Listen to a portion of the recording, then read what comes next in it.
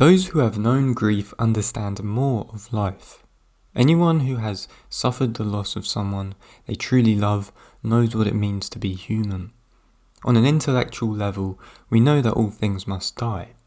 We can rationally appreciate the transience of life, the breakdown of biology, the entropy in the universe. But to know death, to feel and bear loss, gives someone an understanding that no poem, movie or book could allow.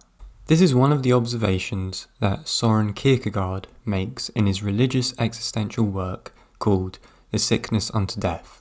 For many people like the young or the lucky, there's no need to face mortality.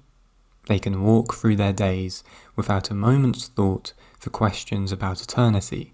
They'll never think of their own death or of those around them. They'll never think that the people they have in their lives will one day be gone.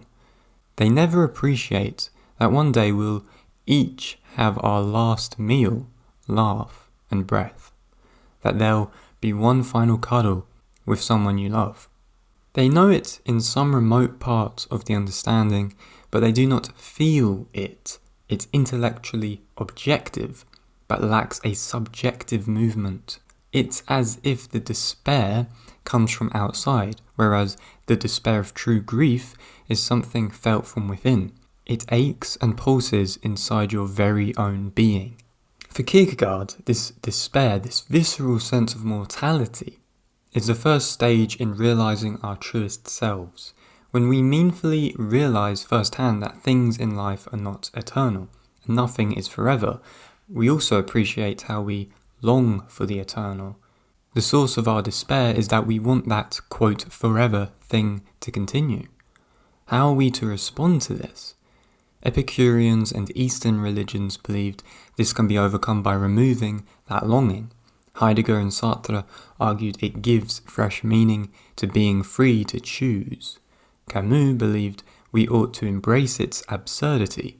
For Kierkegaard, though, it meant surrender. There is an eternal by which to lose ourselves in. There is faith. Even if we disagree with Kierkegaard's answer, his reflection on despair is a powerful one. Grief and loss do change us, and for many it's the first step to a wholly transformed kind of living. Learn more by checking out Mini Philosophy, a small book of big ideas.